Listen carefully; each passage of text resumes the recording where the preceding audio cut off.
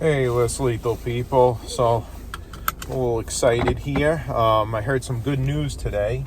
So, I'm actually headed. I was been at a party all afternoon, and I'm just running to grab my dad, and then coming back. So, the news that I heard today is pretty good. I heard that Umarex is decided to do away with the crimped valves on their whole P2P line, that they're doing they're going back, I guess, to the screw ones, which is really good, because there were some problems where people were leaving their markers aired up, and the aired up markers were exploding out of the bottom.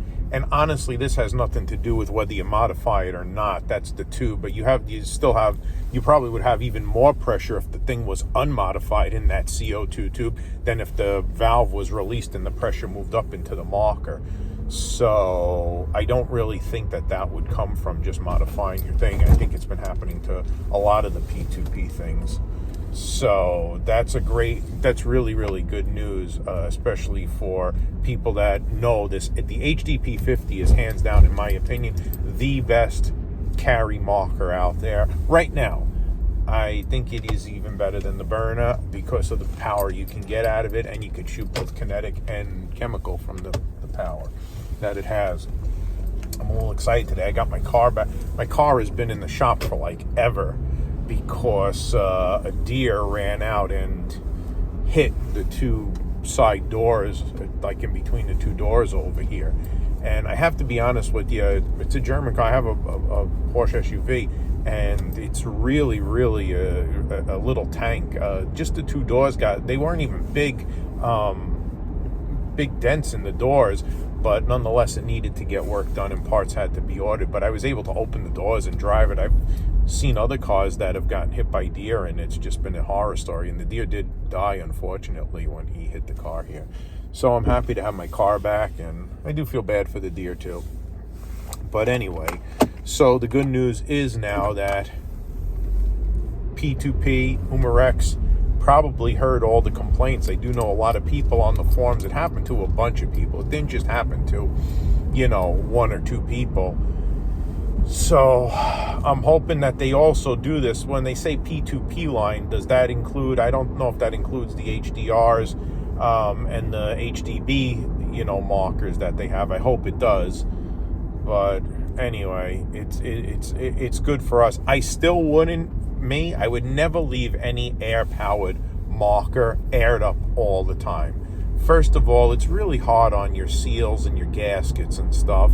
Second of all, it could potentially cause a problem. When I gas my marker up, I shoot it right away. And if you're honestly in a self-defense situation, you're going to gas it up right away.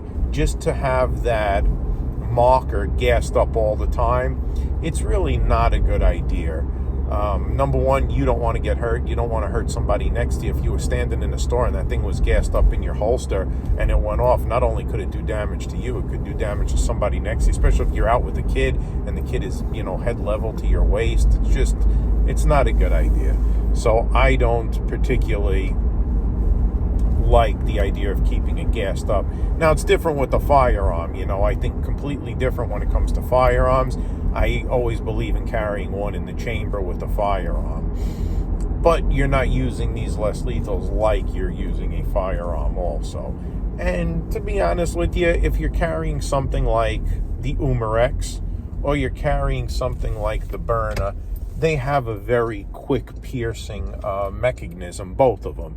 I mean, the burner probably a little quicker because you just have to pull the trigger, and the Umarex, it's just you have to hit the, tap the bottom, and you could do that when you're going to, take the gun out and handle it, or the marker out and handle it. I have to rephrase it. It's a marker. It's not a gun.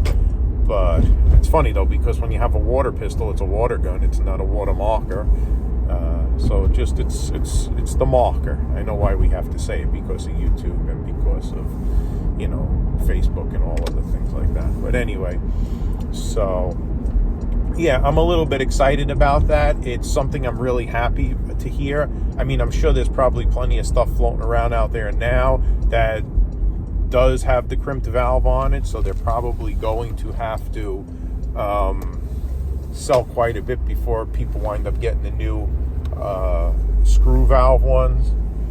But I personally have never ever had any issues with any of my Umarex markers, seriously, and none of them blowing out the bottom. I think in order for that to happen, you really have to leave it for like an hour or two, or there has to be some sort of a weak point where it wasn't made properly. But as far as I'm concerned, I also had a guy today ask me something about HDR 68 and an M17, and which is better. They are two completely different animals. I will tell you this, both of them have their advantage.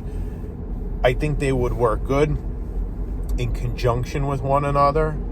My personal opinion is I like reliability. Don't get me wrong, I love my M17. It is a blast, no pun intended, and fun to both plink and target shoot with, and it's great for self-defense. However, it's not always 100% reliable. I've had some tanks hold air without an issue. Some tanks over a couple of weeks will leak a little bit of air. And if you're storing that in the house with an on-off switch, you always have to be on top of it. You can have more reliability issues, and I think there's more moving parts and stuff to go wrong with the M17 than there is with the HDR 68. I do know you could get way more power out of the HDR, out of the M17 rather, although you can get with an extended barrel, the HPA, blah, blah, blah, that HDR 68 is no joke.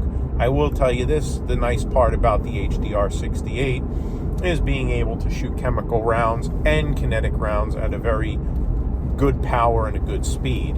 So, and reliability.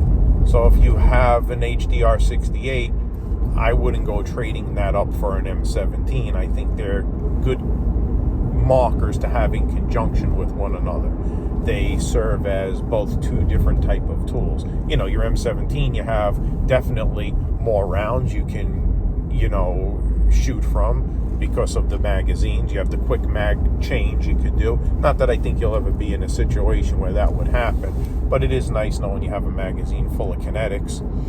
And there's also nothing wrong. A lot of people are into there's nothing wrong with having two M17s. One that's modified, and honestly one that isn't modified just to shoot chemical rounds so you don't break the chemical rounds, or modified slightly so it's not that powerful. You can do that. You know, I like having unmodified markers too, even because for the target shooting and practicing aspect, you get more shots and you put less stress on it, and then you're not using your self-defense weapon to, you know, run through the ringer all the time. So anyway, that's just some thoughts and whatever. I figured I'd run it by you. I'm pulling into my driveway now. I was down the block at my girl's family's house. I'm pulling in here now. Got home.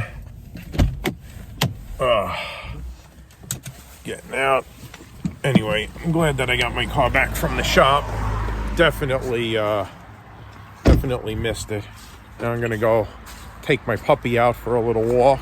After I'm gonna bring him back to the party. They all wanted to see the puppy, and that's it. So I'll talk to you guys later.